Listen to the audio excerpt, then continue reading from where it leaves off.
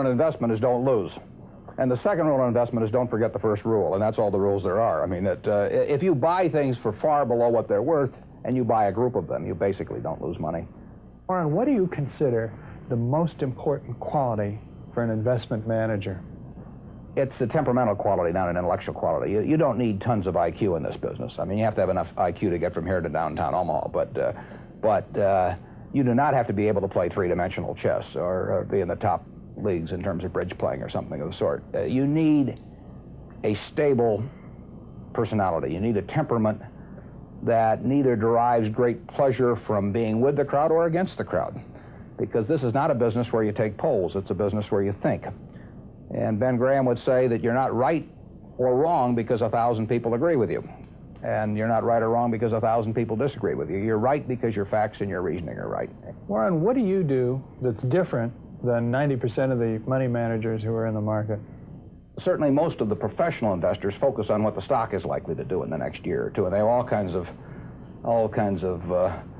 arcane methods of approaching that, but they do not really think of themselves as owning a piece of a business.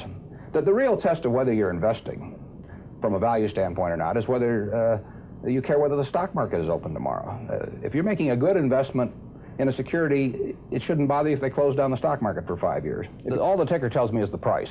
Yeah. And I can look at the price occasionally to see whether the price is outlandishly cheap or outlandishly high. But prices don't tell me anything about a business. Business figures themselves tell me something about a business, but the price of a stock doesn't tell me anything about a business. I would rather value a stock or a business first and not even know the price, so that I'm not influenced by the price in establishing my valuation, and then look at the price later to see whether it's way out of line with what my value is. So Buffett chose to stay in this world, Omaha, Nebraska, where corn grows just minutes from downtown. Now, Omaha is a nice town, but nobody claims it's a world financial center. Here, the only thundering herd is actually on 4 feet. Don't you find Omaha a little bit off the beaten track for the investment world? Well, believe it or not, we get mail here, and we get periodicals, and we get all the facts needed to make decisions. And unlike Wall Street, you'll notice we don't have 50 people coming up and whispering in our ear that we should be doing this or that this afternoon. You appreciate the lack of stimulation here? I like the lack of stimulation. We get facts, not stimulation here. How can you stay away from Wall Street? Well, if I were on Wall Street, I'd probably be a lot poorer. You get overstimulated in Wall Street, and you hear lots of things, and you may shorten your focus, and a short focus is not conducive to long profits. And here I can just focus on what businesses are worth, and I don't need to be in Washington to figure out what the Washington Post newspaper is worth, and I don't need to be in New York to figure out what some other company is worth. It's an intellectual process. Well, and the less static there is in that intellectual process, really the better off you are.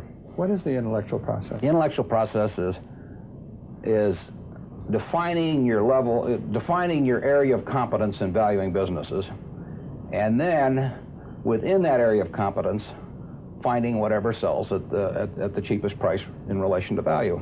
And there are all kinds of things I'm not competent to value, but there are a few that I am competent to value. Have you ever bought a technology company? No, I really haven't. In 30 years of investing, not one? I haven't understood any of them. So you haven't ever owned, for example, IBM? Never owned IBM. Marvelous company. I mean, it's a sensational company, but I haven't owned IBM. And so here is this technological revolution going on, and you're not going to be a participant. Gone right past me. Is that all right with you? It's okay with me. I don't have to make money in every game. I mean, I don't know what cocoa beans are going to do. There are all kinds of things I don't know about, and that may be too bad, but why should I know all about them? I haven't worked that hard on them. In the securities business, you literally every day have thousands of the major American corporations offered to you at a price that changes daily, and you don't have to make any decisions. You have to make nothing is forced upon you. So there are no called strikes in the business. The pitcher just stands there and throws balls at you, and if you're playing real baseball and it's between the knees and the shoulders, you either swing or you get a strike called on you. If you get too many called on you, you're out. In the securities business, you sit there and they throw U.S. Steel at 25 and they throw General Motors at 68, and you don't have to swing at any of them. They may be wonderful pitches to swing at, but if you don't know enough, you don't have to swing.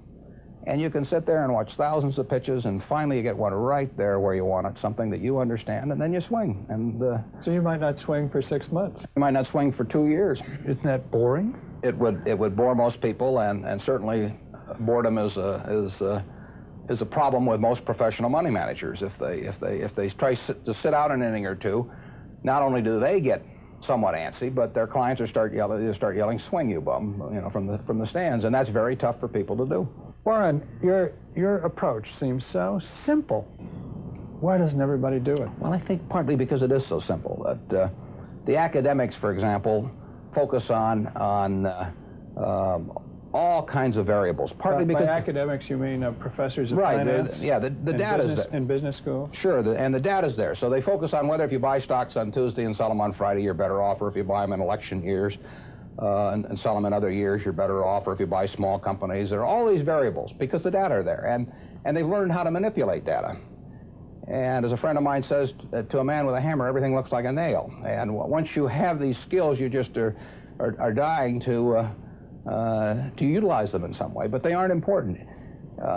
If I were being asked to participate in a business opportunity, would it make any difference to me whether I bought it on a Tuesday or a Saturday or an election year or something? It's not what a businessman thinks about in buying businesses. So why think about it when buying stocks? Because stocks are just pieces of businesses.